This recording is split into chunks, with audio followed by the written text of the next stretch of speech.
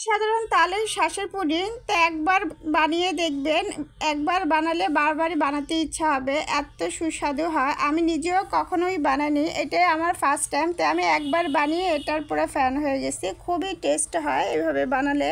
তো এখানে আমি অনেকগুলো তাল নিয়ে নিচ্ছি। তালের সুলকা ফালাতে কিন্তু আসলেই কষ্ট হয়, যেহেতু তালগুলো একটু খুবই কিন্তু নরম, খুবই সফট।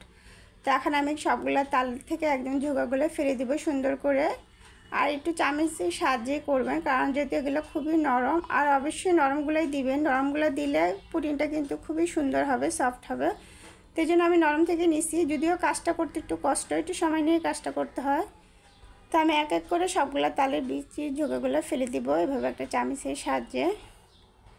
তো এই যে আমার ঝোঁকাগুলো সব এইভাবে ফেলতেছি, এভাবে একটা চামচ দিয়ে ফেলবেন, তাহলে খুবই সুবিধা হবে। তো এই যে আমার সবগুলো তালের ঝোঁকা ফেলে আমি তারপর সুন্দর করে এগুলো ধুয়ে নিছিলাম। ধোয়ার কারণে খুবই সুন্দর লাগতেছে। তো একটা ছুরি দিয়ে আস্তে আস্তে চিকন চিকন করে এগুলো কেটে নেবেন।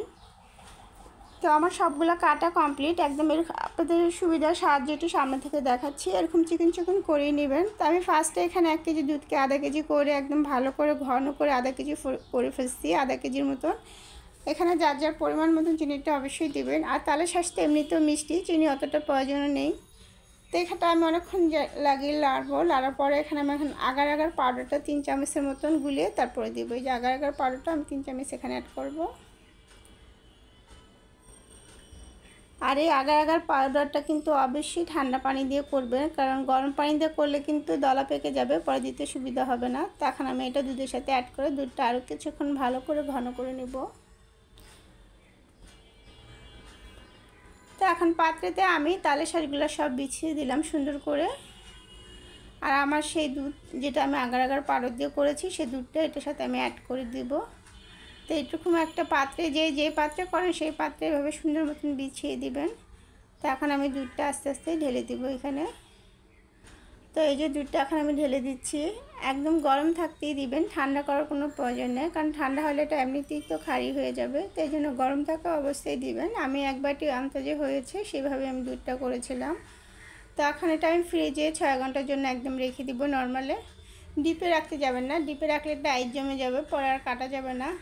এটা আমি দেখা যাবে 6 ঘন্টায় এটা জমে যাবে, মানে বসে যাবে আর কি। তো এই 6 ঘন্টা পর আমি আবার ফ্রিজ থেকে এটা নামিয়ে নিয়ে আসছি, কি সুন্দর বসে গেছে একদম পুডিংয়ের মতন। তো একটু ঝাঁকিয়ে আমি একটা প্লেটে এটা ঢেলে নিচ্ছি। দেখুন কি সুন্দর হয়েছে, দেখতেও কি আমি হয়েছে, খেতেও কিন্তু খুবই মজা। বাসায় একবার হলেও আমার বিশেষ রিকোয়েস্ট ট্রাই করে দেখবেন, অসাধারণ লাগে।